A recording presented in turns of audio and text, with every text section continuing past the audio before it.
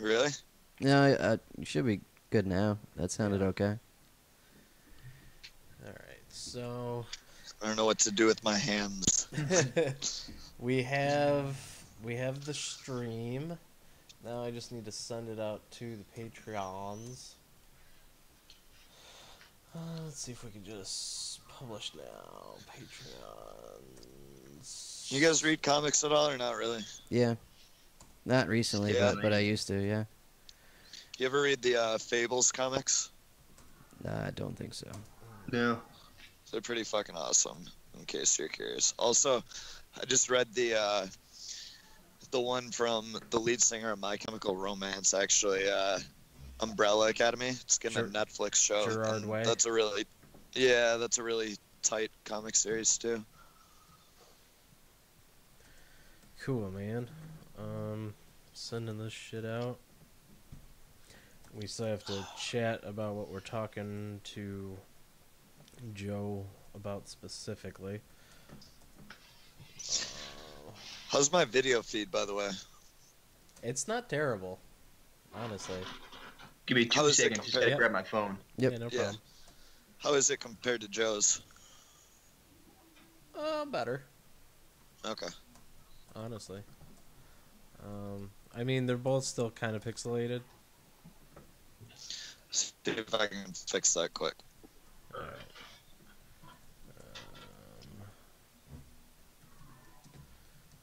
See, I had you all thinking I lived by the ocean. Yeah. Is that better? Not much difference. Okay. Cool. So that's all out there. I've got a little window for questions if they pop up. I don't think we may or may not even get a viewer, but who knows. So before we launch into this, my volume is not as high as I'd like it to be. Why is this? What is wrong here? Test. Does that sound any better? About the same. John, give me some audio. This is some audio right here, giving you some audio. Got it. We're good. That's good. There we go. Okay. So we got all the sounds are good. That's checked. So last time we talked, Joe, we went into your background. Should we just talk about like what you've written for the website lately, and then kind of launch into basically Devi, or like next? Well, it's technically just next year's draft. Yeah, we could do that. Now, with next year, are we talking strictly from like an IDP standpoint, or do you want to go like full draft? We could go offense too if you want. That probably would give us more to talk about. Yeah, I'm down for whatever, but definitely want to hit on like the topics you're covering in the website. Yeah. All right. Articles.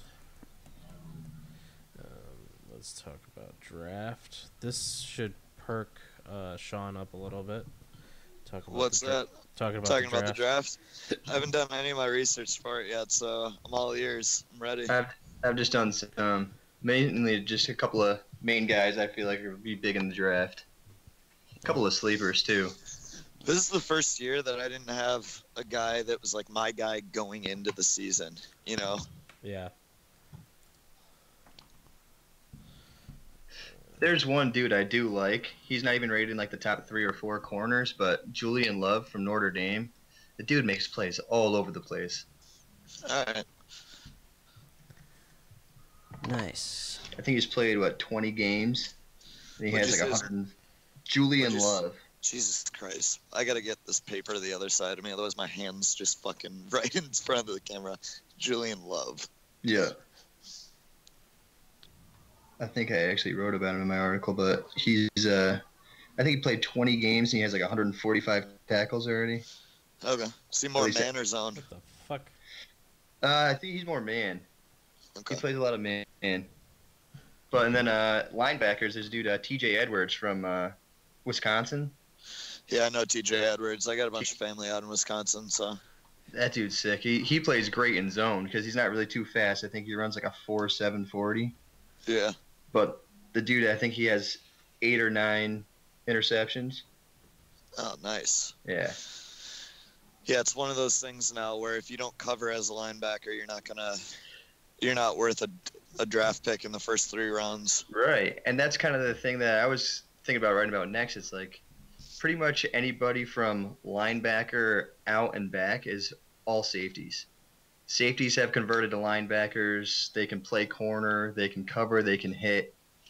Yeah. Pretty much if you're 6'2", 225 to 235, you can play anywhere on the field. Yep. That nitro position, I believe, is what they call it. It's freaking insane. And you're even seeing guys who have been in the league for a while, like Kareem Jackson, and now he moved to safety and then back to corner. That he's just interchangeable throughout the entire season. Yeah. Which makes you wonder how bad a guy like Obi Melifonwu had to suck for them to just not find a place for him. And he went through waivers too, didn't he? Yeah. And I don't think anybody picked him up.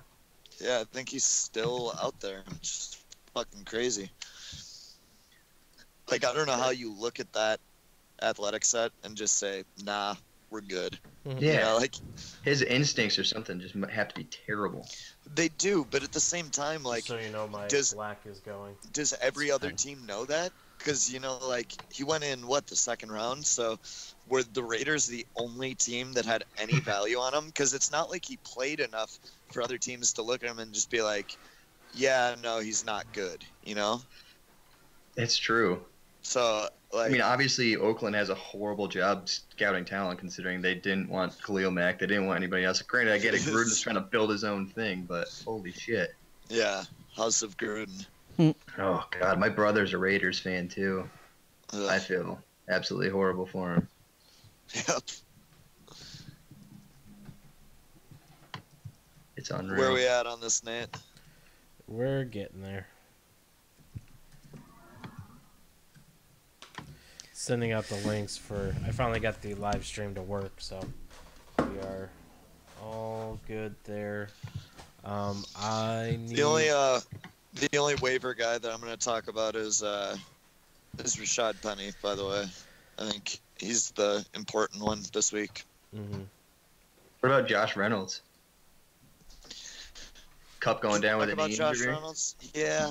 The thing is like, for me, there's always been a lot of mouths to feed over in LA, and I do think that Cooper Kupp was good enough to get his, but with Josh Reynolds, I'm not sure he's good enough to take that, you know?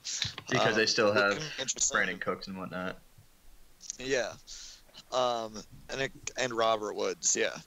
And it kind of just makes me wonder if maybe the tight end sees a little more work. If that's like... Because I think Josh Reynolds will get in the game and stuff, but I don't know that he's going to see enough work to be relevant. So I wonder if it just takes one of the players that's already on the field and makes them relevant. You know, someone where it doesn't take much, like a tight end. All right, jumping in like here. Gerald Everett or what was that? I'm going to jump in here real quick. We're going to get our cigarettes in, get our drinks together. You guys feel free to keep chatting. We are live. Sam is watching and chatting. I've got a live chat here. So do what you do, but we'll be back in 5. All right, we'll be right back. Oh, you see Sam right there? Yeah. So I can chat with the people watching. Wait, it's going through this audio? It's going through the microphone?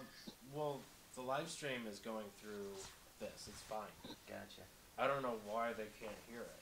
Sam, I'm going to put a shampoo bottle in my ass before we do this.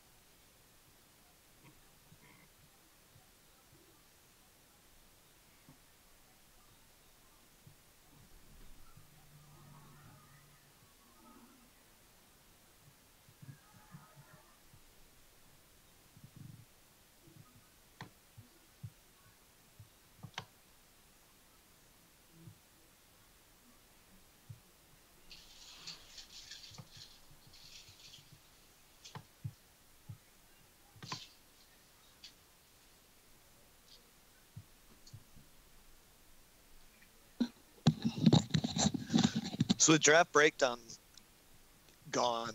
Where are you getting your draft videos now? Who, me? Yeah.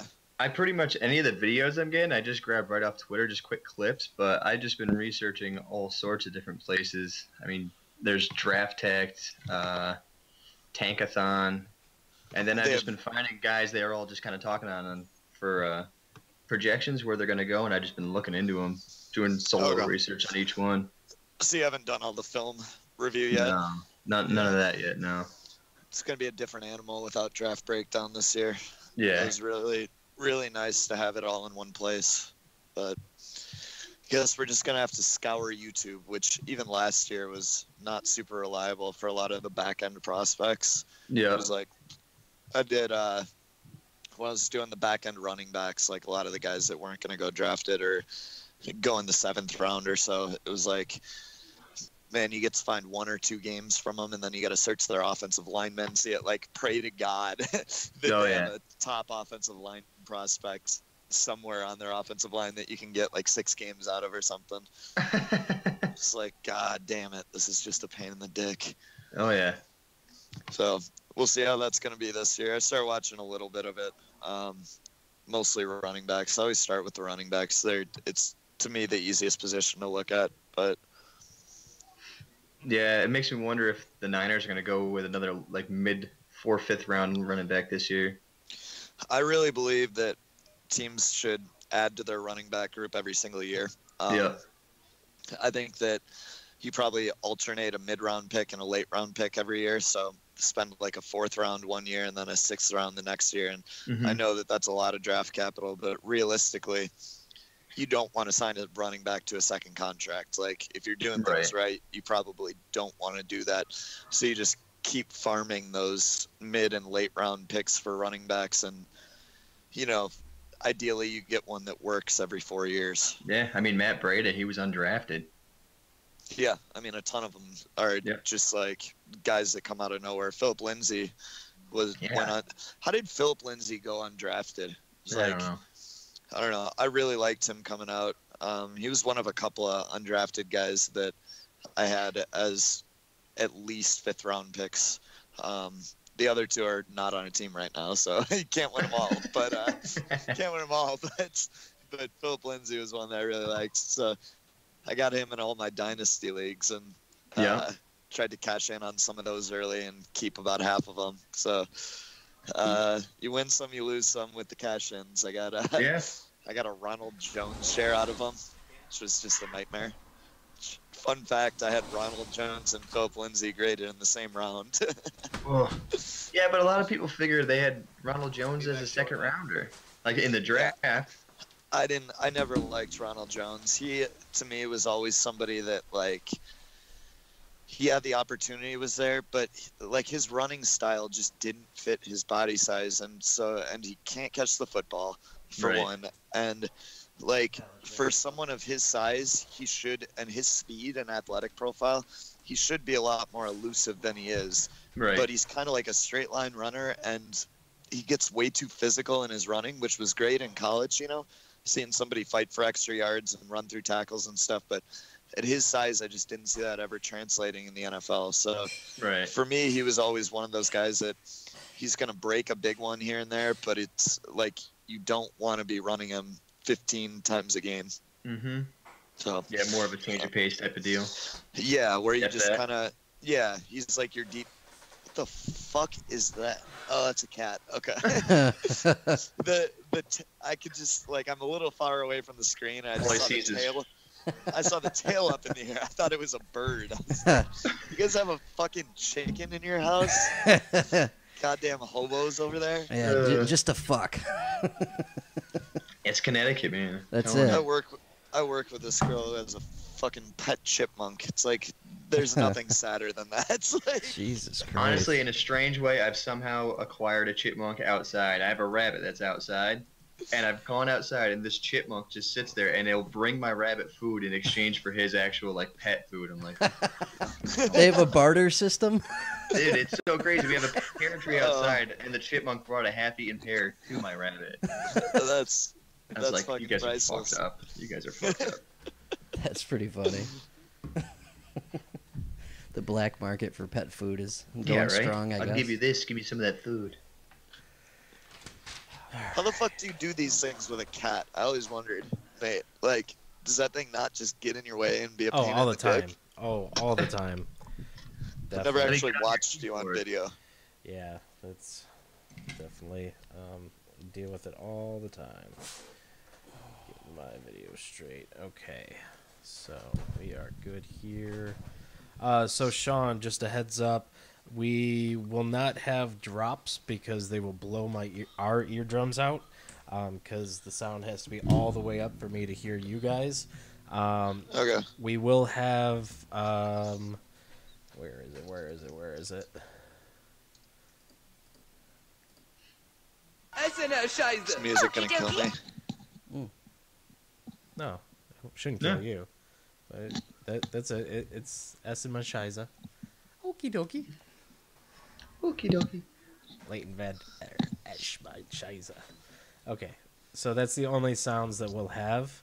I'm going to put the rest of it in post. So that will be that.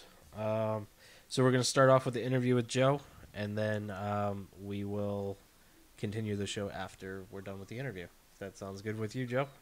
Yeah. Good. Sneeze. Okay. With that, let's kick this shit off.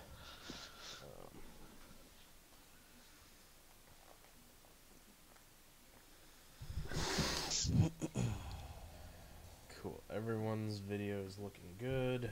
We are good. Put you down here. Tight. Tight like a toiga. Toiga. Toit like a toiga. Okay. Let's skip the show and just stare awkwardly at each other for an hour. All right, and we're Joe's killing it. all right, and we're joined this week with Joseph Haggan, one of our writers on the website idpguys.org. You can find him on Twitter at Joseph Joseph Haggan Haggan, all one word. Joe, welcome to the show. Did you just spell Joseph for everybody? You just spelled. Dude, you'd be surprised how many people spell it wrong. Do you really think that our listeners are that dumb? Or they just, never mind. Go ahead. I've had multiple people spell it Joes. Multiple people. Oh my god. Yeah, when I was writing the notes, I put Joe, and then I was like, shit, there's an S in there. So I had to switch that up. But just assume that everybody is spelling better than you are. Man, Sean, your audio is breaking up there, but we're gonna push on.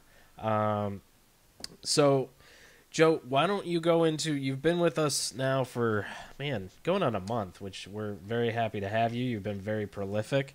Tell us about some of the articles you've had published, some of the beats you're kind of covering. All right. One thing that I actually picked up that somebody asked us to do was our D-line start sits based off of matchup, offensive line and defensive matchup. Yeah. How much do you sip a Capri Sun? I'm sorry.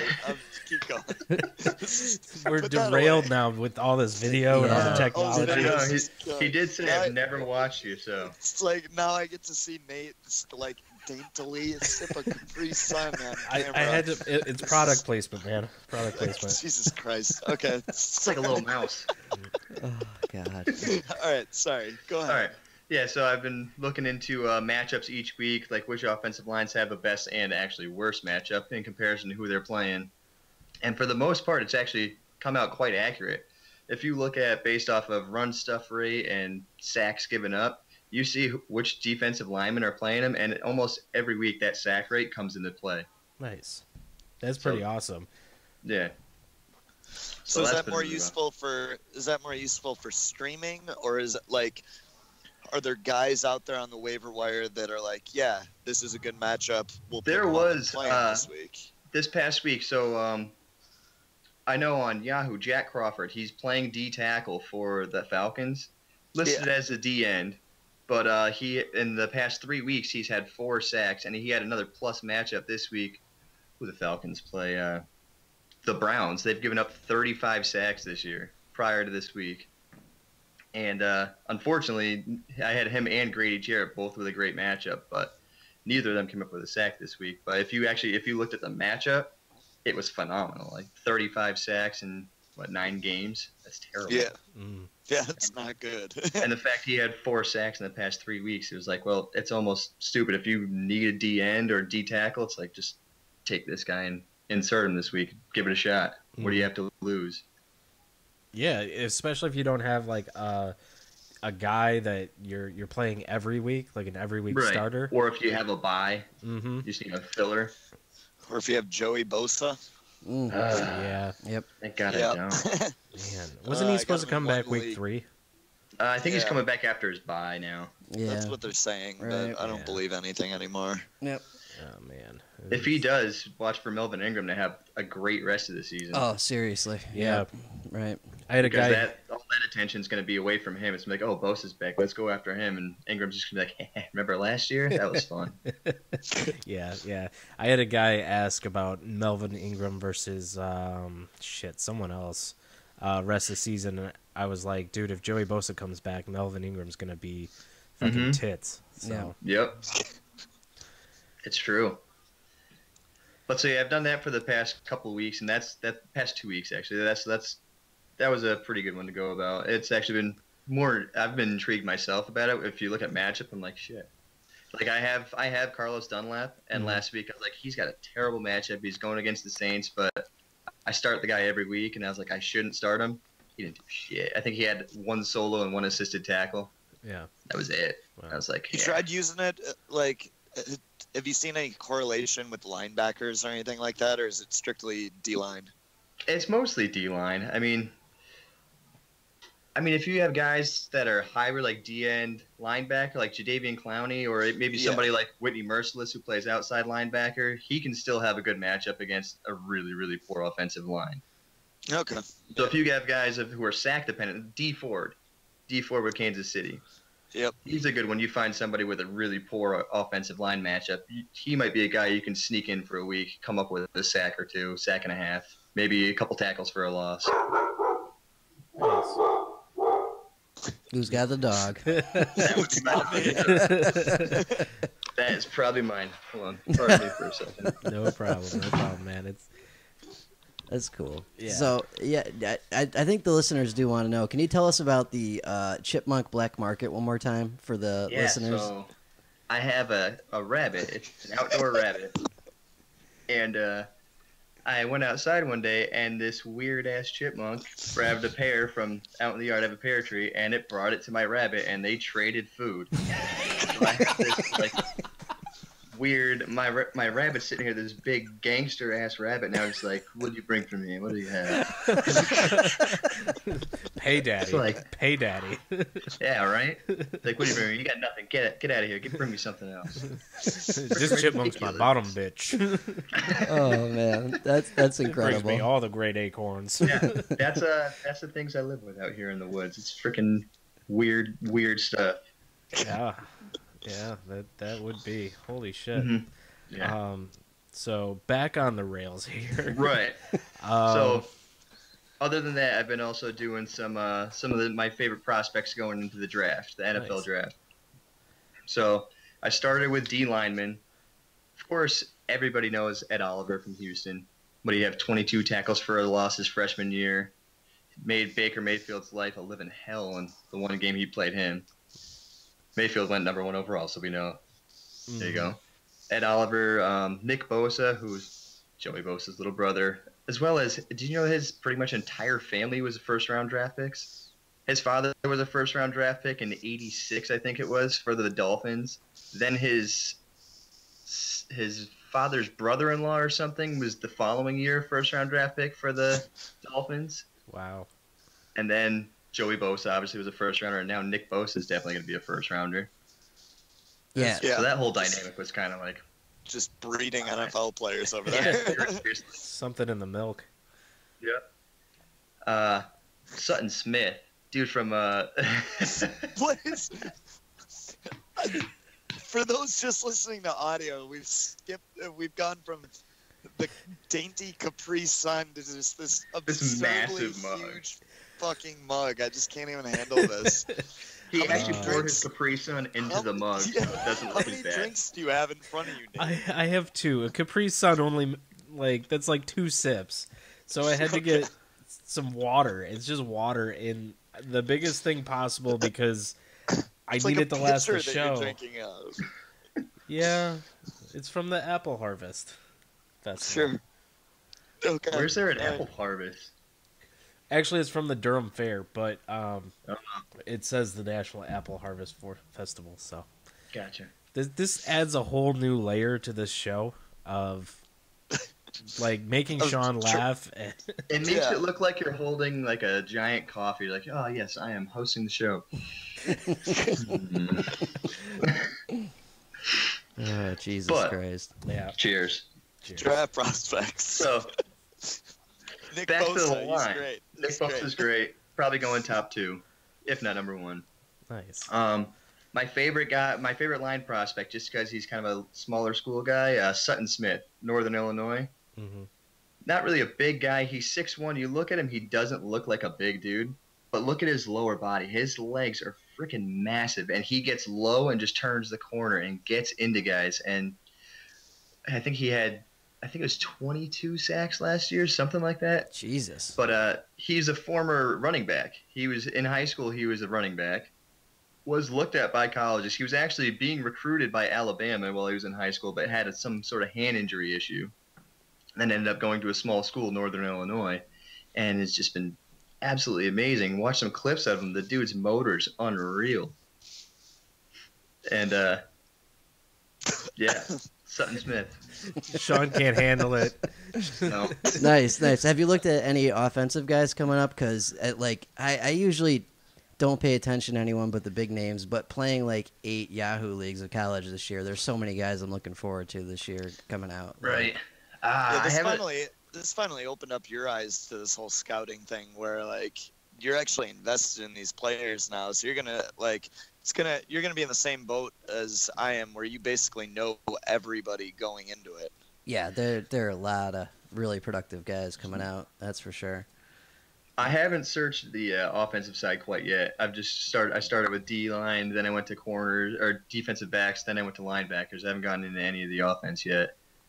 Nice. But How many guys do you think Alabama's going to put out? Because it feels like it's half their defense every year. Jesus, my God, I bet they have at least 3 or 4 in the first round. I'm not even gonna lie. Deontay Thompson. Jesus. Let's see, I forget the other dude's name. Raekwon something. I don't even remember his name. He's a D tackle, I believe. I'd have to go back and check it out. Yeah, I really wish that. Have you looked into Clemson's D line at all? Clemson's D line is stacked all the way That's, across. I mean, Clellan it's- Farrell, I think, is my favorite. Yeah, a ton of people have been raving about that. Ton of people saying it's overrated. So I was just wondering what your thoughts were on that. Because I definitely don't think it's overrated. okay, I mean, interesting. they've been into the national championship game, the past 2 years, possibly again this year. Christian Wilkins was going to go into the draft last year, decided to stay. Which I think was a good decision. He's earned himself some money this year. Agreed. And Clellan Farrell, I love Clellan Farrell on the outside. He's a great pass rusher, and he can also step back and play a little linebacker if you need him to. But on the edge, his wingspan is amazingly huge, and he definitely used that to his advantage. And in the center, you have Dexter Lawrence, big man, 6'4", 340. I mean, dude's a tank. It's like almost throwing Vince Wilfork right in the middle. It's like he doesn't put up any eye-popping numbers, but for the line, he plays a huge part. Yeah, and like that's the thing about interior defensive linemen is like you have your pass rushers and stuff, but you can be very successful and like a really good player without putting up the production. Because realistically, there's a lot of guys where they just get paid to sit there and eat up space and make sure that nobody pushes you back. You sit there, you get off the line, you stand up the lineman, and you fucking hold them there, and you don't let anybody through. Just soak up blockers. Yep. So, but yeah, I don't think that defensive line's overrated by any means. Yeah, if All anything, right. the ACC's just been down a little bit this year. Like Florida State Yeah. sucks, Virginia Tech sucks. Like they haven't had much competition. Boston College, I think, was like their closest Boston game. College right? isn't bad. I like their safety tandem. Who do they have at safety? Let's see. I gotta remember his name now. I wrote about him. Lucas. Can't forget. Hold on. Yeah, but I mean, Clemson's beating everyone they're supposed to, so you can't. That's call very them true. Overrated for that. Yeah. Clemson Well- shouldn't really lose to anybody in the ACC. Yeah, right. No, the ACC is just not nearly as good as some of the other divisions. You know, it's just No. that's how it's always going to be. And Clemson being in the ACC is just a ticket to the divisional or the conference championship every single year. So They should go undefeated in the ACC every year. yeah, you would hope so. Let's see. Boston College. What the hell is it? Oh, Lucas Dennis. Yeah, he's their free safety. Lucas Dennis, Lucas Dennis. Yeah. 2 first names. Interesting. Yeah, look him up. He plays really well. He's a quick, smaller kind of defensive back. He plays free safety. Kind of reminds me a little bit of Earl Thomas because he does blitz pretty well as well. You watch him; he masks it well because he can come play coverage at the line, plays a little bit of nickel. His secondary position is corner, so So basically, he can center field back there as Yeah. a single high safety, and then he can also Exactly. get up into the box and make plays. Yeah, that's Exactly. huge. yeah. So and then he's got his Cam Chancellor. If you want to keep going with the whole Seattle Seahawks, I don't remember who's next to him, but the two tandem in the for safety for Boston College is really nice to see. Other than that, in the ACC, it's nothing. Yeah. Absolutely nothing. What about? Have you looked at LSU's defense at all? I mean, Was it Greedy Williams? Is that his name? Or Andreas? Yeah, Yeah, Greedy. I call him Greedy Williams. Andreas Greedy Williams. Yeah, he's probably the best corner in the draft, I think. If you look at him, nobody wants to throw at him. Let's see, 20 games. He's got 14 pass deflections and 8 interceptions. damn. It's like 8 That's- interceptions in 20 games is huge. Yeah. yeah, it's crazy good And that production. it's probably gone since then. That was back when I wrote, but I mean, he just doesn't get thrown at. And you obviously why he's what is he 6'2", 182, and he runs a quick 40. LSU is pretty good with their defensive backs too. Historically, like they do a good job coaching them up. Yeah, yeah. And then there's Devin White, who might be the best linebacker in the draft. You look at him all the way from run blocking or run stuffing and coverage. He grades out. I think if you look at Pro Football Focus, over 80 in both coverage and run stuffing. It's really impressive. Nice. That's pretty cool. Let's Yeah. let's shift gears to the 49ers real quick. So Damn it. I know. I know you don't want to talk about this, but you gotta. No, I do though. You watch every game, so you know what's going on with them. What the hell happened against the Giants? Not just in the game. I mean, those were two subpar teams that played a close game. Right. Whatever happened, happened. But there's no Reuben Foster. There's no Jaquiski Tart. Fred Warner's going against a team that ran Saquon Barkley as often as they could that entire game. That was like the perfect, ideal situation for him. And he had, what, like 4 combined tackles? Yeah. So He had four solo tackles and I think 2 pass deflections. Right.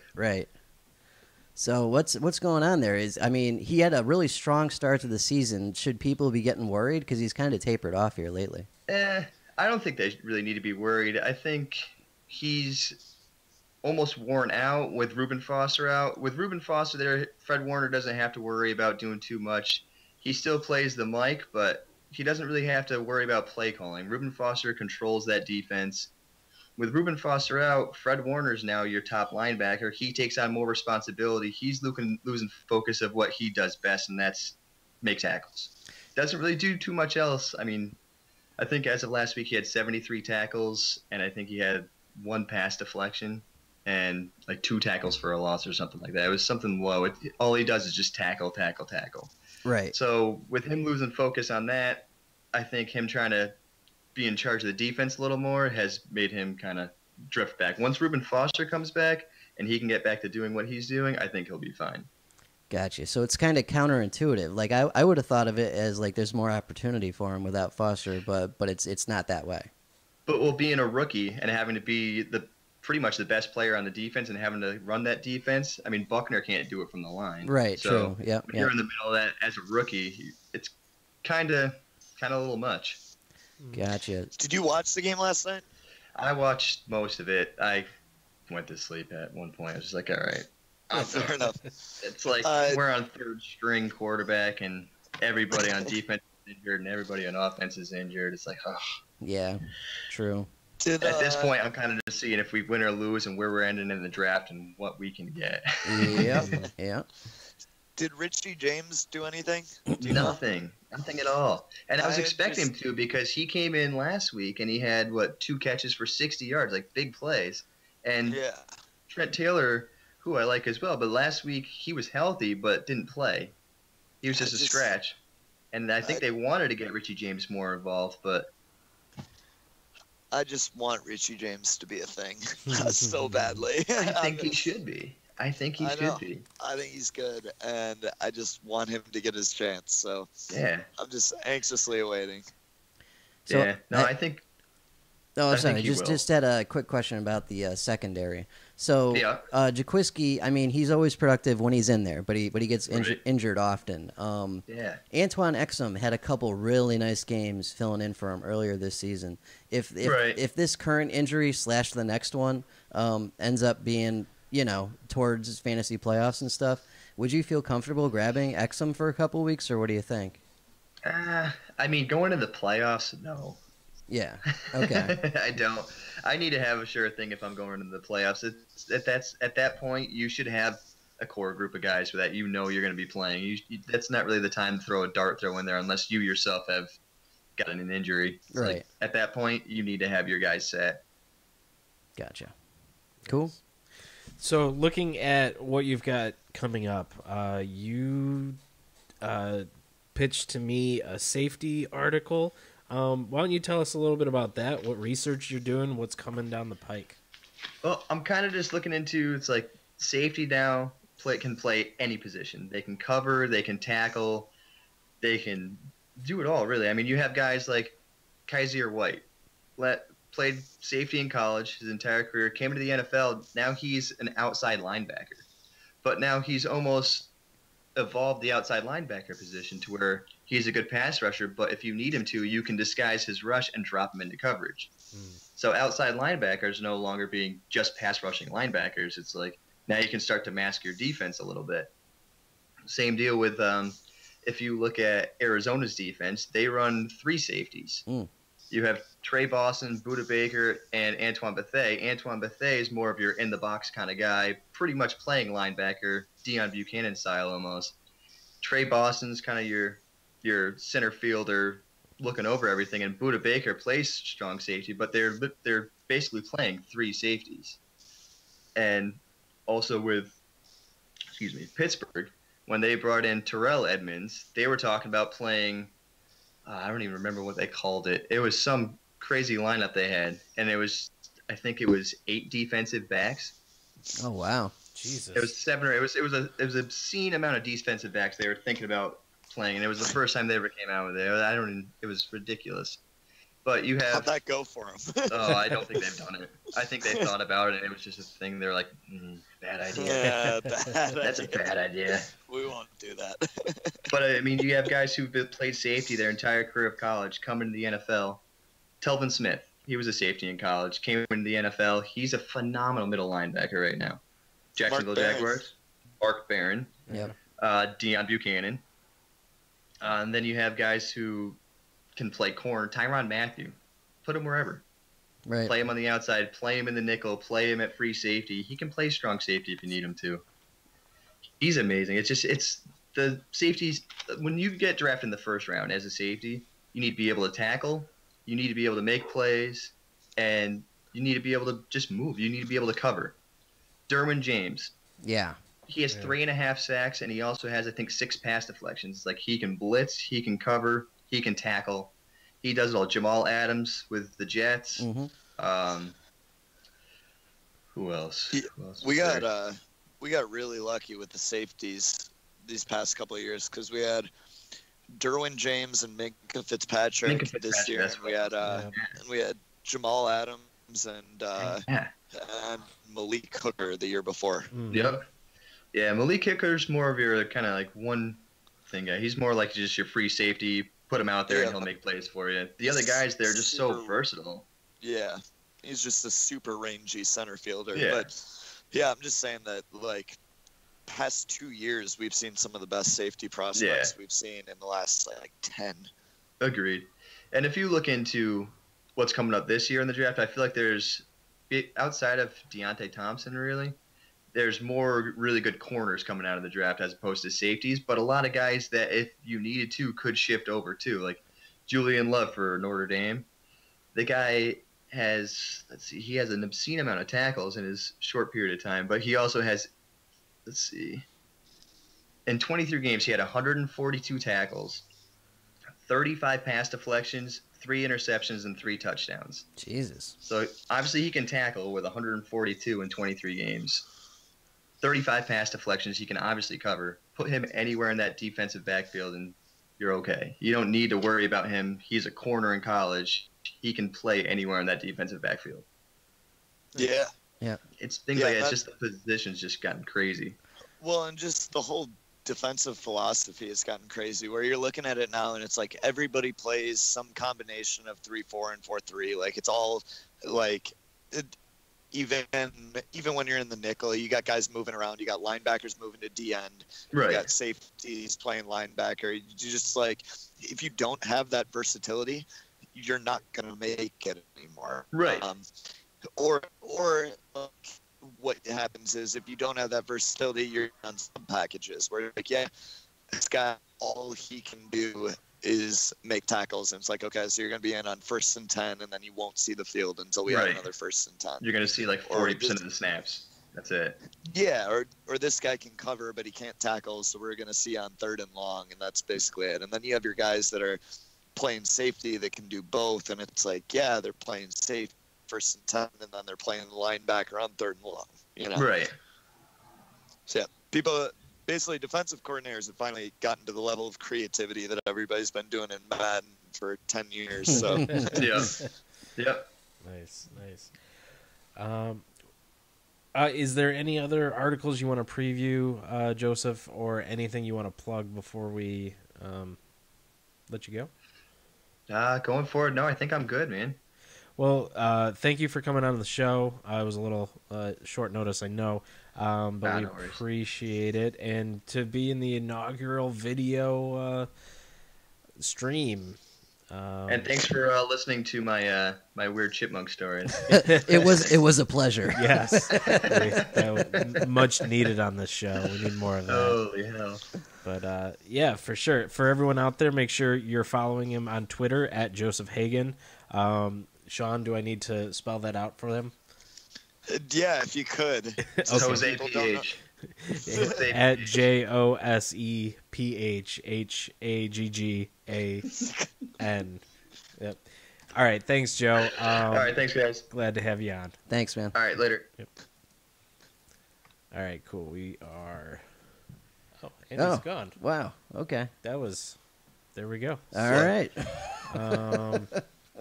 We are still streaming. I need to reset the stream. Mm-hmm. I will reset Sean's video. I'm going to save this audio. All right. All right, and we just lost Sean's video. No, I'm still here. I just, yeah, you still got me. I gotta plug in probably. Okay, do we want to take 5? Sure. Yeah, let's take 5 because I gotta plug my phone in. I'm at like 11% battery. That went way longer, and it's way more intensive on my phone with the Yeah. video going. Where Yeah. I was at like 70% before, and we're down to fucking 10% already. So Yep. there's a 10% notification. So, so yeah, I'll plug it in. Be back in 5. Yep, that sounds good. Yep. Tight.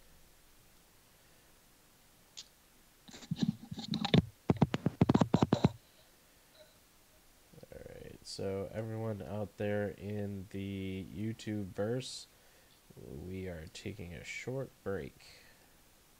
This is what happens when you are live with the show. This is the behind the scenes. You are seeing it all. This is how the magic is made. Except usually we don't have video, so extra magic. Hope you guys like that chipmunk story. I thought it was pretty great.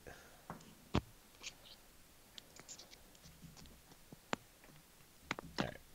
Ready, Johnny? Mm-hmm.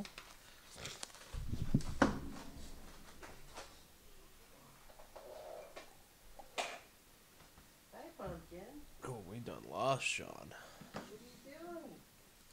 What are you doing? What are you doing?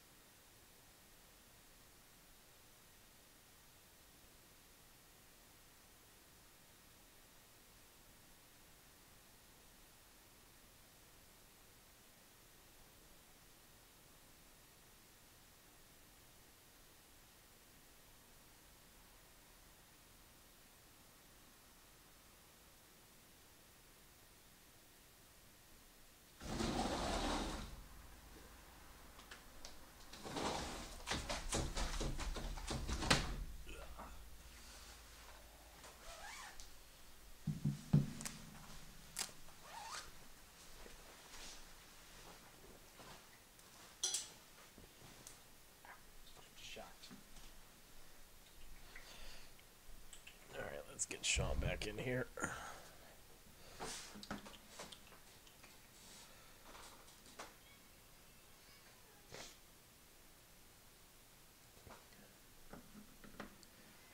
Yo. Yo, we got you back. Yep. So, how long of a show do we have planned outside of that interview? Probably not that. I mean, normal. Okay. We got 15% right now. You can't have it plugged in and on No, Skype.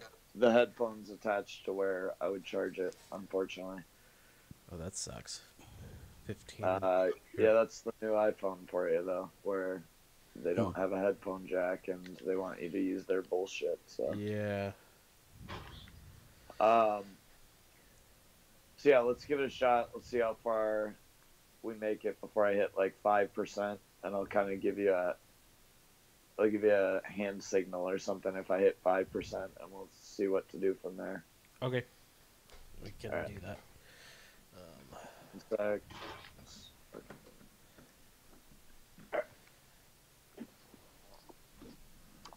all right. So yeah, this is a live and learn experience where basically I can make it through the whole show like this. I just need to have it at definitely need to have it at 100% before the show. So I just have to have my phone fully charged, whereas before I only needed it at like 50. Okay. Yeah, we're learning on a lot of things here. So Yeah. learning on the job. All right, let me get video up for you. Yeah.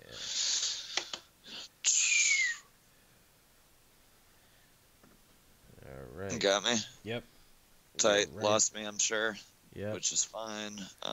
What happens if you don't have the headphones on? How much does that screw things?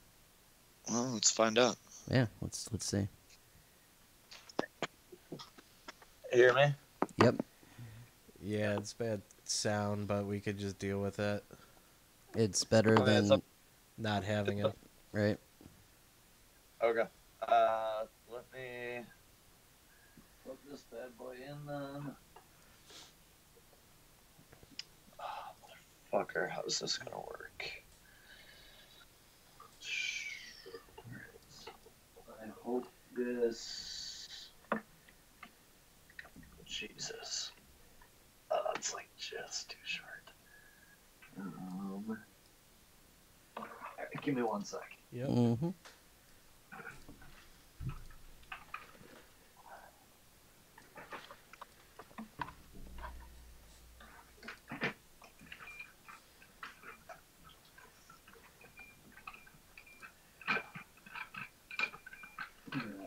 Move shit around to try and get this fucking cord to reach far enough.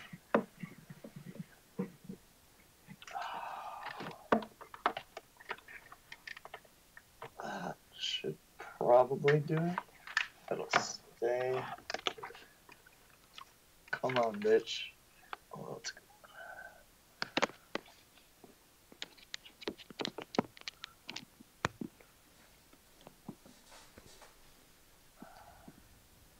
Tight. Nice. Alrighty. Yeah. I would just make sure you're loud or leaning in, Okay. you know.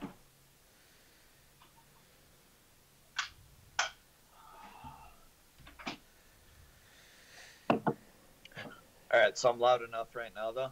Yeah, yeah. Yep. It just Alright, that cool. way it definitely makes sure we get you. No, for sure. Okay, cool. So let's launch into this. We'll just kind of explain to everyone in the opening. All right. All right, welcome back to the IDP Guys. This is episode 61. I'm Nathan, joined with my co-hosts Johnny Hey. and Sean. What's going on, guys? All right, so we are trying out something new this week for our Patreon members and a few select few. We have a live stream going on. So we've hit some technical bumps and stuff in here, so the sound quality might be a little different. Sean right now had to remove his headset because his phone's dying, and so he could plug in, and so we could still have video. So we're sacrificing sound quality for video this week, but that should be We'll have it resolved back in the next future. week. Yep. that'll be Yeah, resolved in the full future. charge. Yeah. Right, and Nate's comical nature caused the interview to go off the rails a couple times, but Yeah. besides that, we're good. Yeah. Sorry, Yeah. I'll get used to this, and I'll stop laughing at your ridiculous drinks you keep putting up on screen.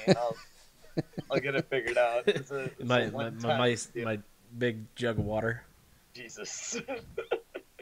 It's bigger This than thing's your like- head, man. the size of my face. But yeah, so with that, let's launch into the question. Who is your most reliable fantasy asset in your opinion?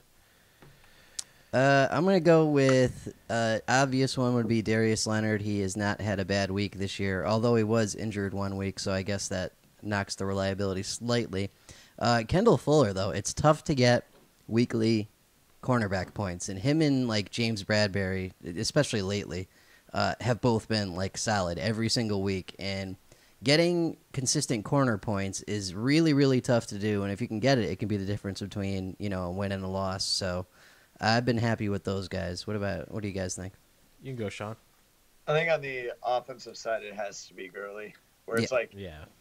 you don't ever see the top running back repeat, and he's repeating, and he's doing it every single week. It's not just a couple of huge weeks that he blew up and like skewed his numbers or anything. He's been good every single week, and you can count on him. So Yeah, for sure. seems like the easy answer, but it's the right one. Mhm. Yep. Yeah, I'm going to go linebacker here. I'm going to go with one of my guys, Josh Bynes. This year, he has been pretty good week in and week out. He's been averaging just over 5 solo tackles a game. He had a couple where he was a little shy, but he's also made up for that with a few sacks littered in there.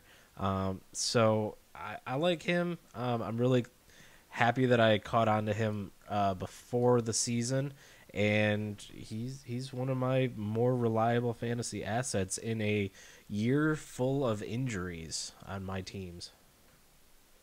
On all teams, every year. Injuries just like everybody goes into the year thinking they have the killer team and everything's great, and then the Right. injuries hit every single team. And generally, the team that wins the championship is the one that survived the onslaught of injuries. So Yep. Definitely.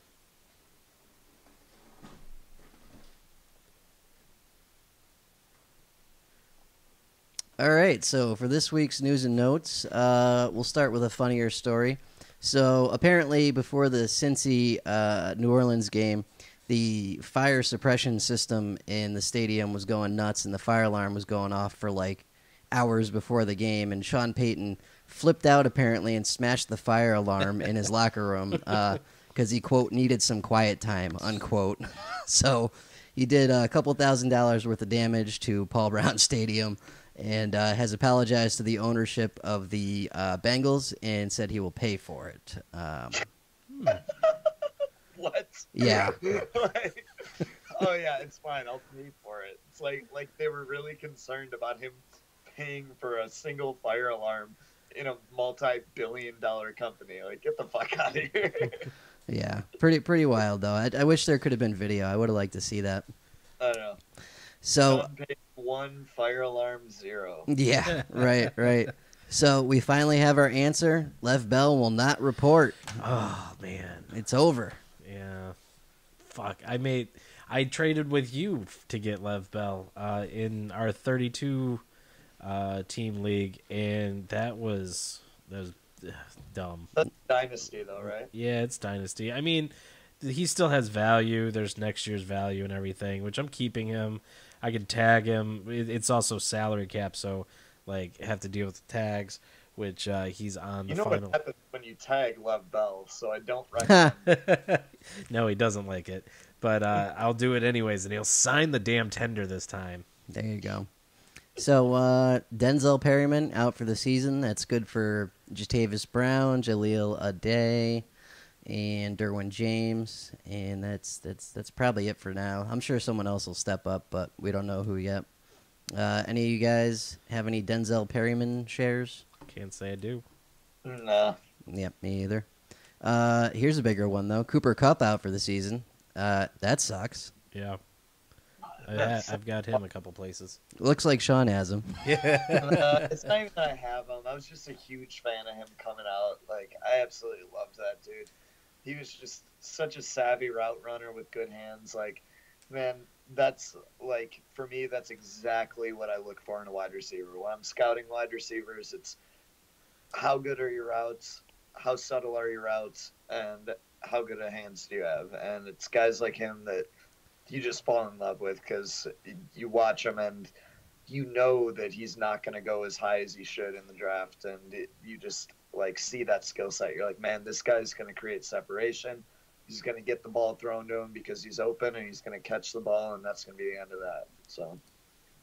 Yeah. Who do you think benefits from this? Is it Woods or Cooks more, or the third guy that's on waivers that everyone's grabbing? Josh Reynolds is who everyone's grabbing. I think that I have a lot of shares of Josh. I have or have had a lot of shares of Josh Reynolds in Dynasty. For me, though, I think Cooper Kupp was good enough to break into that offense that had just a ton of mouths to feed. I don't know that Josh Reynolds is. So I think that more likely than not, it ends up being just an uptick in production for the other guys. And it may end up making somebody relevant that wasn't previously. So, someone like Gerald Everett or something like that. Yep. Right. That's actually, I was going to ask you about that in offensive waivers, so we'll get to that. Yeah. There you are. There it is. So, Nick Perry, Packers linebacker, knee injury. This could help out Oren Burks or it could help out Antonio Morrison, but I wouldn't count on either, so I just hold your horses for right now. I think I just dropped Oren Burks like this week. Like 3 days ago. Yeah, we'll see if it's relevant, but I don't know. I'm not buying it yet. Miami has been re-shredded with wide receiver injuries. Jakeem Grant, Achilles injury, out for several weeks at least. And Devontae Parker, shoulder injury, was seen in a sling. So, Amendola back up, you think? Yeah, I mean, I guess so. They have to throw to somebody. Yep. For Kenny Stills, I guess. Yeah, right. Kenny Stills has been when I was preaching preseason. It wasn't working out at all this year. I'll take the L on that one, but maybe this redeems it for him. So. Yep, we'll see what happens. Ronald Darby out for the season for the Eagles. That's unfortunate. He's been a great IDP linebacker. I would think Jalen Mills benefits from that, but we'll see.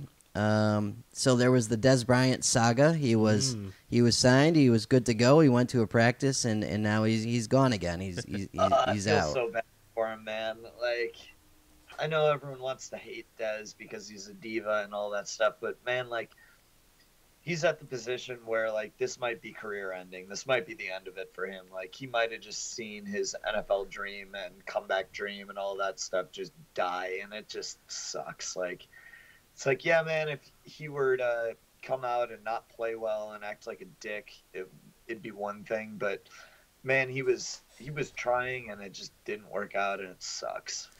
Yeah, I've always liked Dez, even though he did cause a lot of problems for the Cowboys. I think that was more him wanting to win and not so much him being a dick. Like, he's just a competitor.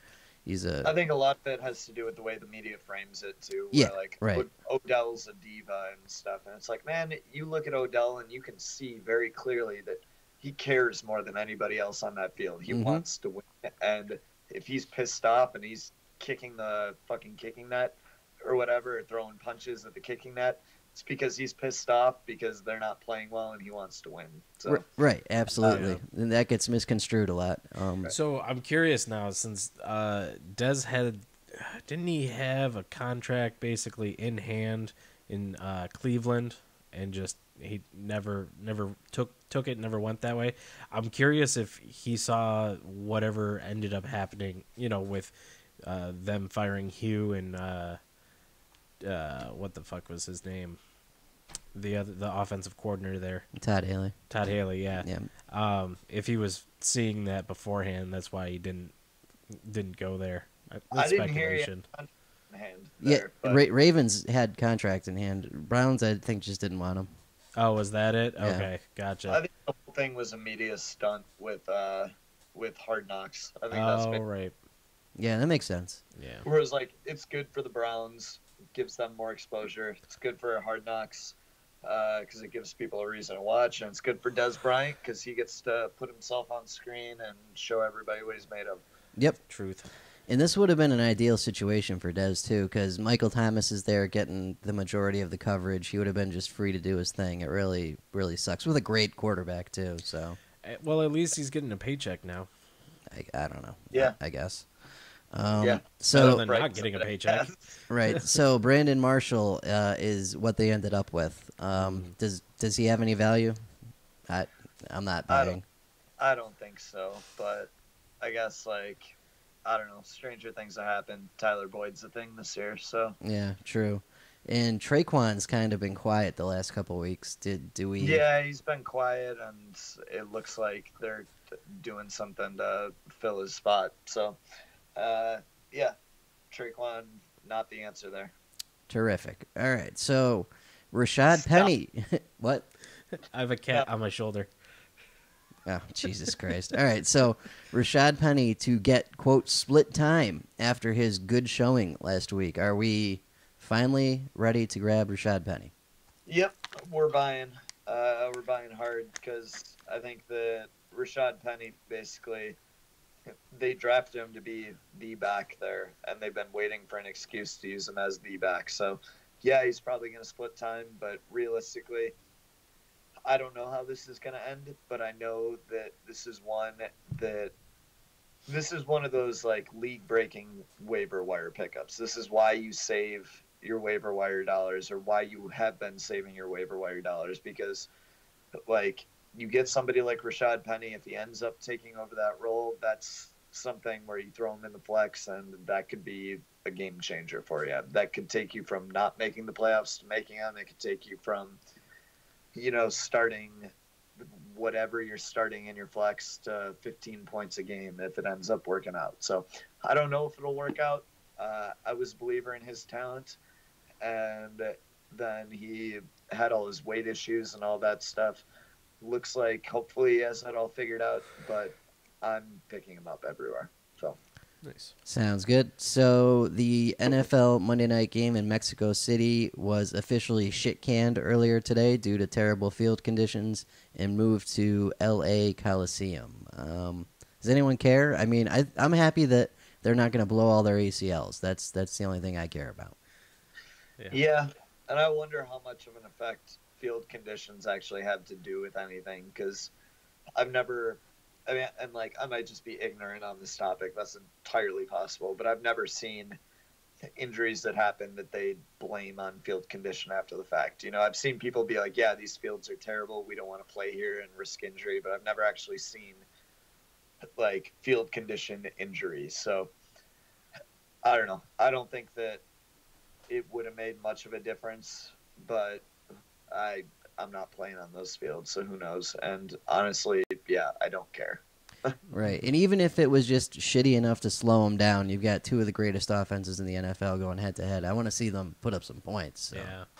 That's the big one, and I think that's probably the more realistic reason that the NFL changed it, where it's like, yeah, we have this like primetime game that everyone's going to get excited about, and if we have it on a shitty field, it's probably going to lower the quality of the game, and people are going to get a lesser product. We're trying to market this, so let's market it as this great game in LA. Yep. Sounds good. Last one is James Conner still in concussion protocol. It's still early in the week, though, so we'll see what happens. Hopefully he clears. If he doesn't, do we grab the dude behind him, whoever that is, for this week? Depends on how you look at it. If you have somebody on bye and you really need a spot start, maybe. I don't even know who's behind James Conner, to be honest. Who is that? I have no fucking idea. Okay. Yeah, I guess like my guess would be that it's Jalen Samuels. And if that's the case, I'm not really interested. If they still have D'Angelo Williams or something like that, I might be interested. But Jalen Samuels might get some passes, stuff like that. But I don't see it being anything that's going to be worth spending any waiver wire money or anything like that on. However, dynasty-wise, though, if it is Jalen Samuels or somebody similar, Samuels is a young player. He can play tight end, can play fullback, can play running back, and that might be something that's worth picking up dynasty-wise. Just where maybe he gets a couple of reps here and looks good, and they're like, yeah, okay, we can see a way to fit you into the offense, whatever. Sounds good. That's all I had.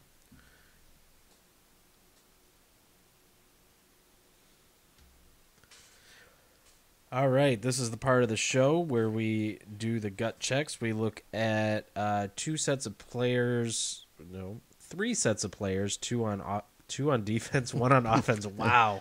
The people at home are going to get to watch the meltdown on live video this week. Yeah. So we talk about these guys compared to each other, if we'd put them in our lineup, and then we send it out to you guys on Twitter. And then we talk about it. So let's go with a pair of cornerbacks here. We've been last week's? This is last week's, yes. Sorry. Oh, okay.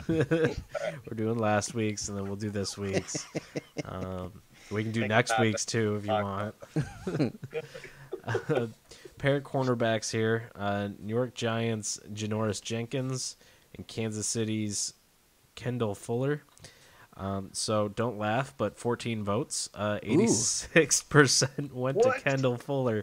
Wow, no one's interested in this, huh? I forgot to send it in the retweet group. Oh, for God's sakes. Okay. The other ones are good. This one was a little skewed. So Right. I thought it was just hate on the corners. All right. No. That's fine. It was there. I just, I have my... I send them out like once a day over a couple of days, and I just forgot this one. It's first time in a year, guys.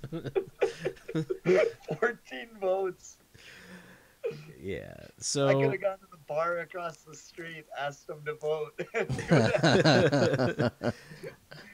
I don't know who Janoris Jenkins is, but he has the nickname Jackrabbit. I'll take that. Yeah, he would have won. Definitely. Yeah.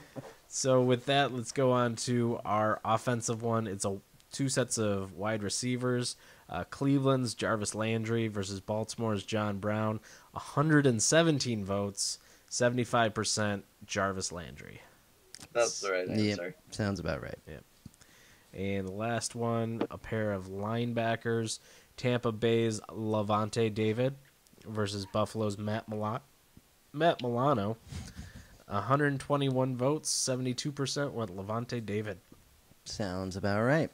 All right, so for this week, we got a couple interesting ones here. These guys are all extremely close, as usual. First one we'll go is offensive. James Conner, the now set in stone starting running back for the Steelers for the rest of the season and perhaps the future. At least versus Le'Veon Bell. Right, yeah, right. Versus Lev Bell, no. Has played 9 games this year, 771 rush yards, 10 rushing touchdowns, 39 receptions for 387 yards, 1 receiving touchdown, 3 fumbles, 1 loss. And the guy that is absolutely right next to him, but has played 1 less game, so you take that how you will, is Melvin Gordon. With 8 games played, 672 yards, so about 100 less rushing yards. 7 rushing touchdowns, 36 receptions for 361 receiving yards, 4 receiving touchdowns, 1 fumble, none lost. These guys are both great. They've both been great producers all year. I would take, God Almighty, I'd probably take Connor in Dynasty and Gordon in redraft. What do you think, though? Yeah, I'm taking that. Gordon has quietly put together a couple really good fantasy seasons, and yeah, I am not a huge believer in his talent. Where it's like, yeah, I know he's a really good running back, but I don't think he's as good as what he was billed to be when he was coming out. That said, though, like he's getting the volume that he needs, and he's going to continue to get the volume because everybody they bring in just isn't good enough to take away touches from him. Austin Eckler, great receiving back. Melvin Gordon still catching the football. So I think that you got to go Melvin Gordon here. I love James Conner. I liked him coming out in the draft process. I think that this was a huge victory for him, and I very happy for him, and I absolutely am thrilled to see him succeeding. But I think Melvin Gordon's the answer fantasy wise. Yeah, I definitely like Melvin Gordon. I have him on one of my teams, and James Conner is he was always kind of an afterthought. I never got him, so it wasn't like I had anything invested to really watch him. But it's always been the watching game for Lev Bell, when he's going to come back. So I didn't give too much thought to James Conner. Now that he's solidified, I do like him, and obviously based off his stats, he's doing really well. I like your take on James Conner in Dynasty because I feel like next year the Steelers are going to wrap their offense more around him rather than kind of a late minute hey, we need someone to fill in for Lev Bell and we're going to hope that this works. So I do like that Dynasty stash, but Melvin Gordon, I mean, he's a beast. What can I say? Yep. I'll be very interested to see how that one turns out on the vote. Alrighty, so next one is a pair of safeties that are also right next to each other. First one is John Johnson, safety out of the Rams. Has played and started all 10 games for them. 39 solo tackles, 24 assists, no sacks, 8 pass defense, 3 picks, 1 forced fumble, and 1 tackle for loss. Against DeMonte Casey, who's only played 9 games, but that's just because he came in for Keanu Neal in that first one way towards the end. So he pretty much has 10 games under his belt. He has 36 solo tackles, 10 assists, no sacks, 7 pass defense, 5 picks, 1 forced fumble, and also 1 tackle for loss.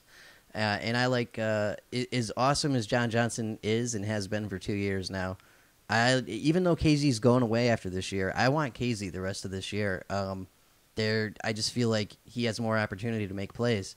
Sure, Deion Jones is coming back, and that's going to eat into that a little bit. But right now, the linebackers in front of him are absolute crap, and he gets plenty of opportunities to make plays. And that Rams offense is so goddamn good. They own time of possession in damn near every game they play against anyone. So their defense, when they're on the field, it's like fighting for scraps amongst a bunch of really talented guys. I mean, think about who's on that defense. It's ridiculous. And the Falcons just don't have that. They have this beat-up piece of crap defense that KZ can kind of take his production from. So I want KZ for the rest of this year. John Johnson if it's Dynasty, though. What do you guys think? Yeah, so you make a good point with the playing time and time of possession with the Rams, but I like John Johnson. I like the consistency he's given us for a couple of years now, for 2 years now. And I am a little scared by Deion Jones. I know you aren't, but I am, and so I'm taking John Johnson. I like your thinking, John, and for sure this year, and if Deion Jones doesn't come in and eat too much of KZ's production, he'd be a very good asset, but going Dynasty would be John Johnson. Yeah, Johnson's got the brighter future for sure. Yeah. Which is too bad because KZ's a really talented guy. He's just going to go back away after Keanu Neal comes back. Last one is a pair of linebackers, one super surprising and one a disappointment. So the first one is Todd Davis of the Broncos, who has had probably his best year so far in the NFL. Has played and started all 9 games for them. 48 solo tackles, 19 assists, 2 tackles for loss, half a sack, 5 pass defenses, 1 pick, 1 touchdown, no forced fumbles. Going against the guy that's right next to him in most of my leagues is Demario Davis, who we thought, or a lot of people thought, was going to be a monster this year. His playing time has plummeted. He's only got 80% of snaps the last month now. In usually less than that in most of these games. He's also played and started all 9 games for the Saints. 46 solo tackles, 21 assists, 6 tackles for loss, 2 sacks, 1 pass defense, no picks, 1 forced fumble, and this one's easy for me. It's Todd Davis. Even though Demario Davis has the name and the production that was from last year with the Jets, he's not producing nearly as much as he did last year. Davis is on the field far more often with a much, much worse offense in Denver. And he's having a career year. So I want Todd Davis. For the future, though, I don't know. Flip a coin. But for now, I want Todd Davis, though. What do you guys think? Yeah, ignore the name. It's Todd Davis. Agreed. Okie dokie. Oh, wait. I don't need to do that shit. Hold on. Yeah, right. We don't have drops for this. No, this is where the interview's going, so I had to cut it anyways. Gotcha. Just fucking... All right. So let's wrap this thing up real quick. Let me save this, make sure we don't lose it.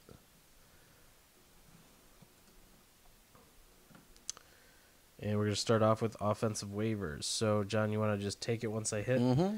Hold on. Oh, wait. John, who are you talking about? Because I was just going to talk about Rashad Penny and Josh Reynolds, and we talked about them already. Yeah. We talked about Brandon Marshall, too. There's Lamar Jackson, Alfred Morris, Jonnu Smith, Theo Reddick. I can't wait to hear about that one. Gerald Everett, because of Cup. Derrick Henry's relevant again, amazingly. Dante Moncrief, Aaron Jones, Josh Dotson. Do you want to do this rapid fire and just be like, yes, no, unless you have something like... Yeah, I don't have anything lined up for him, so I wasn't planning on talking about him. But just give me a yes, no, and there's a couple that I'll have something specific to say. Okay. All right, in 3, 2, 1. Alrighty, so for offensive waivers this week, we'll just go pretty quick because we talked about almost half these guys already. First one is Rashad Penny. That was a... Pickup, yes. All right, and Josh Reynolds, wide receiver, Rams. No. Brandon Marshall, wide receiver, Saints. No. How about Lamar Jackson, especially if that Flacco injury is as bad as people think it might be? No. Okay. Unless it's super flex or just no, period. Super flex, yes. Okay. Otherwise, no. Alfred Morris. No. Jonnu Smith, tight end, Titans. No. I like Jonnu Smith, but no. Yeah, their passing game's dog shit. Theo Riddick, running back, Lions. PPR, yes. Otherwise, no. Okay. How about Gerald Everett with Cup on IR, tight end, Rams? Probably not, but if you're really thin at tight end, go for it. Basically at this point, you don't need 2 tight ends on your roster. You either have your guy or you don't. Bye weeks are basically over coming up here. So if you need somebody for a last second bye, go for it. If not, don't bother. But yeah, he'll probably see an uptick. I don't know whether that's worth picking up. It all depends on your roster. Okie dokie. Derrick Henry had a good week for once. What do you think? Yeah, that's a pickup. Derrick Think... Henry has the name value. It's basically, he's in an offense where a good game could propel him to getting more touches. He's already getting touches. He'll get more, and that could lead to production, even though I don't think he's a particularly good running back. Okie dokie. How about Dante Moncrief, wide receiver, Jags? Yeah, why not? He had a really good week, actually. So yeah, I know he did.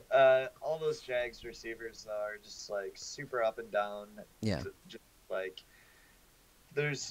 I would never want to start Moncrief. Where I think I had to start Moncrief this past week in one league actually, and it worked out okay. But yeah, between Cole and Moncrief and Westbrook, it's just man, you don't know who's gonna have the week. Yep. True. And especially with Fournette back, where they're going to focus more on the run than they did before. So, I don't know. I wouldn't want to start him, but, I mean, if he's out there and you're really weak on shit, go ahead. Okay. So now that Montgomery's gone, Aaron Jones, especially with the big week, what do you think? Yeah, I mean, if Aaron Jones is on waivers, he's the no-brainer pickup. I don't think he'd be on waivers, though. He's not on waivers in any of my leagues. Gotcha. Josh Dotson, wide receiver, Skins, I believe. I'd say no. He looks like he's going to be.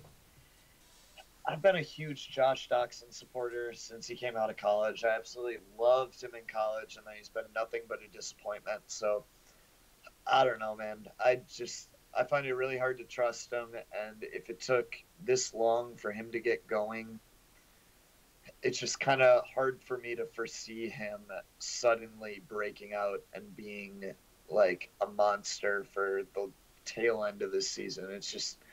It seems like it's not a likely scenario. Gotcha. And that's what I had. Thanks. All right, let's talk some defensive waivers now.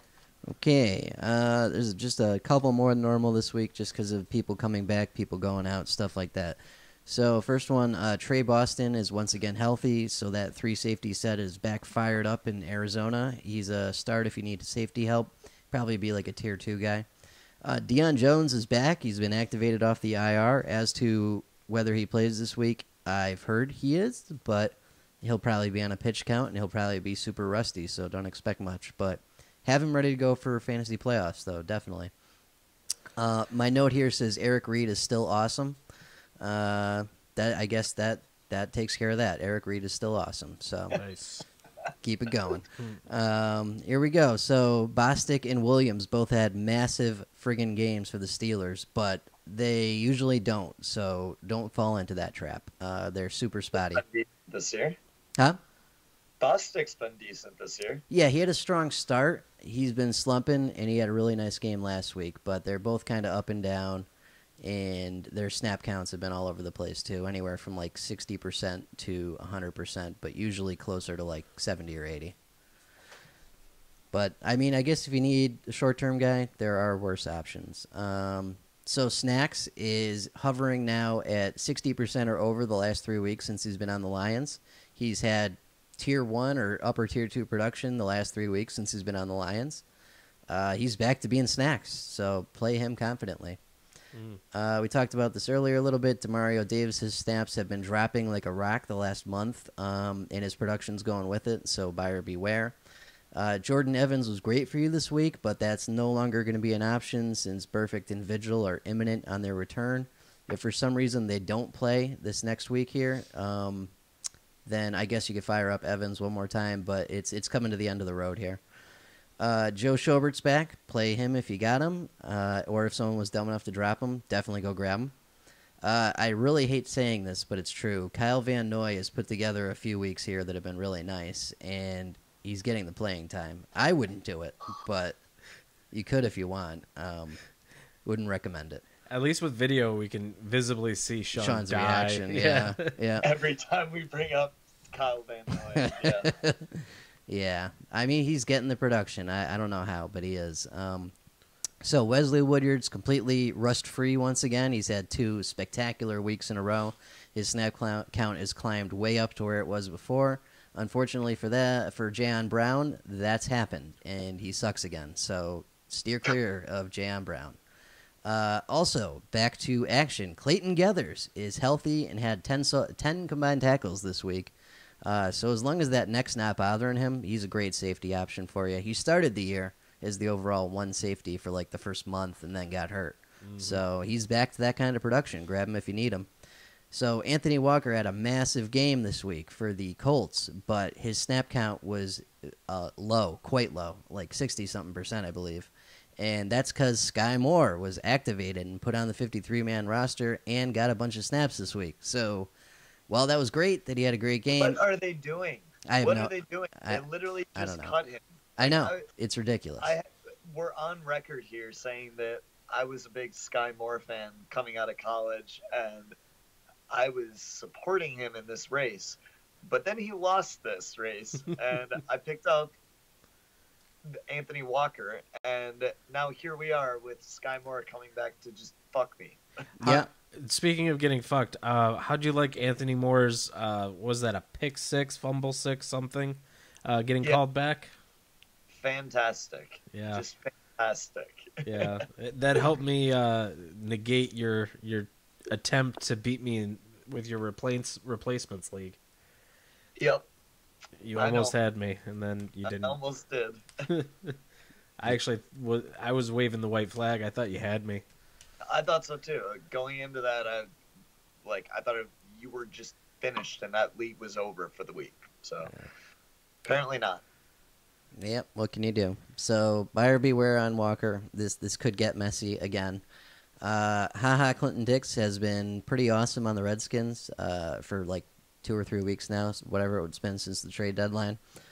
He seems to be back into tier 1, so that's good.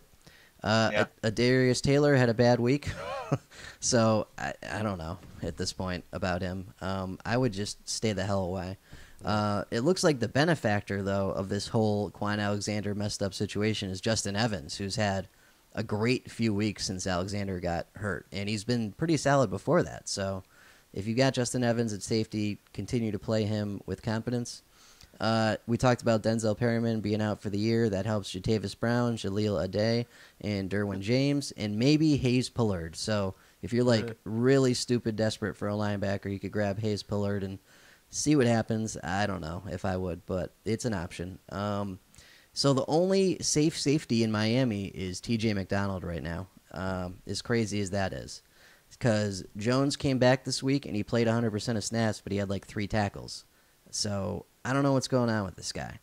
And it's like he won't get out of the way to let Minka go in and do his thing. He's just taking up space and not producing. So, yeah, that's not great. But if you got TJ McDonald, I'd play him. He's the only safety I'd play in Miami right now. Raekwon, once again, had an awesome week, so that's 3 out of the last 4. That's starting to become a trend. I don't know if I trust it just yet, but, I mean, he is getting the playing time, so that's half the battle. Do you have the drop ready? I do. All right, so Leighton Vander. Okie dokie. Thank you. Had 13 solo tackles, a pass defense, a tackle for loss, an interception, and 28 turnover yards this week. That's fucking awesome. With Lee out for the next God knows how long, month or so at least, yeah, definitely keep playing Vander Esch. He's incredible. Nigel Bradham has also stepped up his game as of late and had 100% of snaps for like the 3rd or 4th week in a row now, and his production's kind of come up with that too, so he's been really great too. And that's what I got right now. I didn't write anything really about the game last night. Fred Warner stunk it up in an ideal situation, but we talked about that in the interview as to why that happened, so that's about it. Yep. Everyone else did their thing.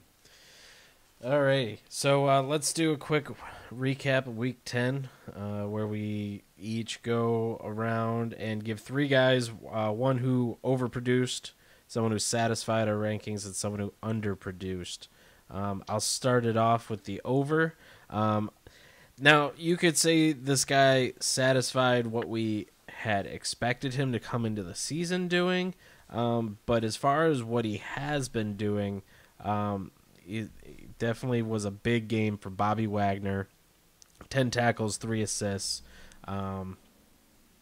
Is this old school Bobby Wagner we're seeing? Are we going to start seeing some good production from him? I hope so. I hope so. This is the gas I'm telling you about all the time, Sean. You're seeing it on camera now. I'm watching him just drink Capri Sun, though. Where is this coming from? I don't understand. I have no idea. It's water and Capri Sun. Yeah. No. Okay. All right. My over is Aaron Jones. I think Aaron Jones is a good back, and I think he's probably going to have a good rest of the year.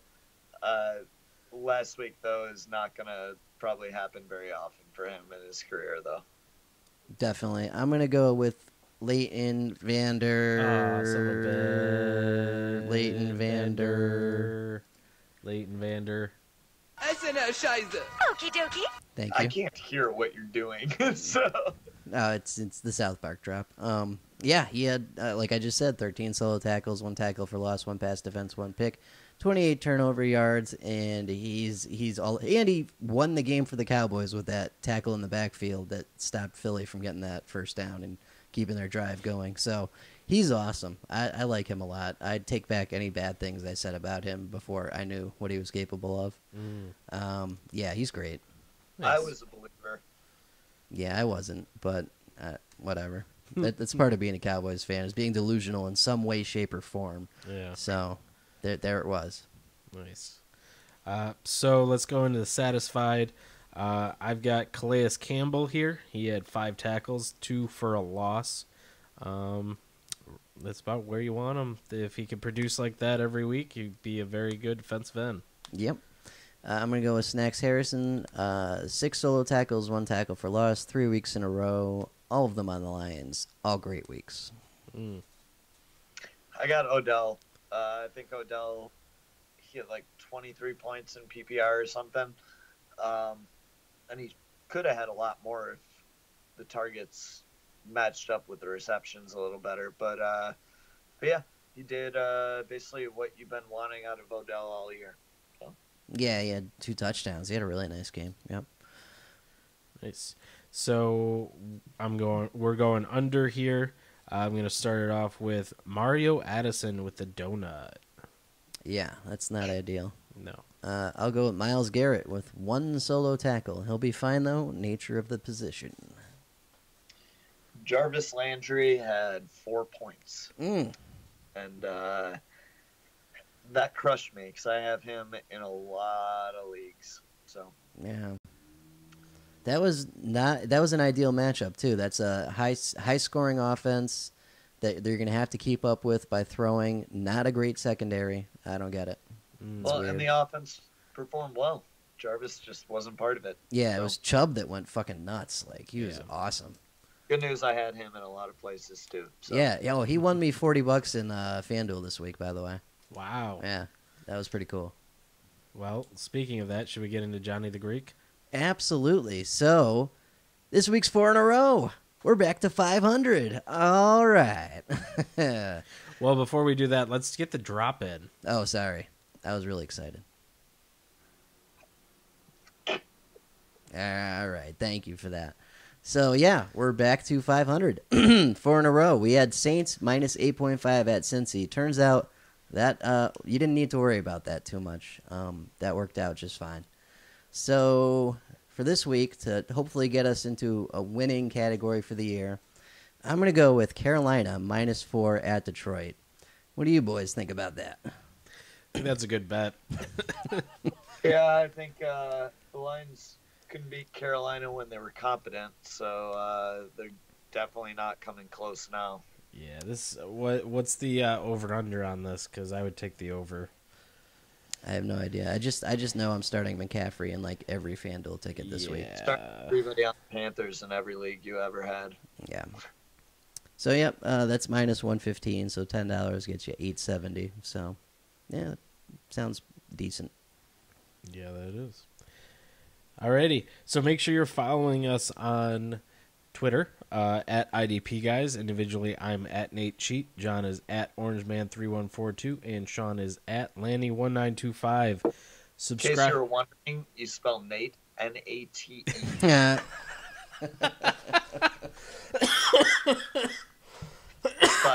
No. You know, when we first started the show, I would spell it out. I spelled out everything. I missed that. I somehow missed that. I wish I would have called you out on that a year ago. Yeah. So subscribe to the show. Go to idpguys.org. In the sidebar on the right, about halfway down, there's links to Google Play, Stitcher, iTunes, and an RSS feed if you'd like to catch the show in your favorite pod device. There we go. Also, be sure to scroll a little bit farther down and join our Discord channel. You can find that on the site, on the sidebar. It's a great spot to chat with us, chat with other like-minded IDP individuals. Also, if you care to donate to help with the show, offset some costs, since this isn't free, but we enjoy doing it so much, you can go to patreon.com/IDPguys. Donate whatever you feel, from $1 to $1 million a month. That comes with some great perks as far as being able to get into a private Discord channel with us, We have the general, but then there's a Patreon only. We've started the Patreon appreciation live stream, which we're figuring out the kinks on, but it's happening, and it seems like every time we add a little technology, some of our quality lacks, but then once we figure it all out, we just get better. So upward and onward, as Stan Lee would say. Excelsior. Like, realistically, we're just sacrificing quality so we get to see you drink a Capri Sun, which is, my mind's completely worth it. Like, Exactly. fuck everything else. I get to sit here and laugh at you drinking Capri Sun while we do this shit. But yeah, so that is patreon.com/IDP guys. We have some great perks. Please help us out. It just makes the show better, and we give you more access. Also, don't forget on Sundays, we're doing a live stream start sit with Gary Van Dyke at HBogart27. We did our first one this past week. I think it went really well. What do you think, Johnny? Yeah, it was good. It was between the two of us, you're gonna get a strong answer either way. That's for sure. Yeah. Yeah. Yep. And we greatly increased the production value of it. As you'll see if you'd watch some of the earlier ones with Gary just kind of there with us in the background. This time we actually join him.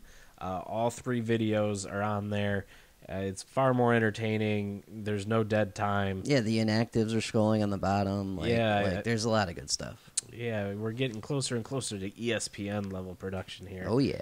So, but yeah. So with that, I didn't really write down my my win loss this week. It wasn't terrible. I beat Sean in his replacements league or team, which was. That was my only loss this week. This is the best fantasy I think I've ever had, because guys like Nick Chubb showed up to play. Like, I had a couple of like players that were just duds. I had Jarvis Landry all over the place as a dud. But man, like, this is the best week of fantasy I think I've ever had, and I am fucking thrilled about it. You know what? I'm right there with you. I went 10-1, and the one was one I was trying to tank anyway for a good draft spot. So Here you go. yeah, it was a really solid week. Nice. If only our teams could play as well. Yeah. Fuck. Jesus Christ. They're so bad this year. It's hard to watch. This is 3 weeks in a row. It's been hard to watch where I'm sitting there and I'm like, man, I really want to turn this game off, but I have to write an article in 30 minutes. Yeah. I kind of feel like I should watch the rest of it. John wanted to invite Ash on for a guest this week, and I was like, I don't want to talk about the Lions. This is the bad week to talk with Ash. Like, Yeah. you don't have any words with Ash this week. I'm pretty sure all of his words would just be fuck, shit, god damn it. Yeah. But, all right. Until next week, everyone. Goodbye. All right. That ends it. Beautiful. Goodbye, Patreon people.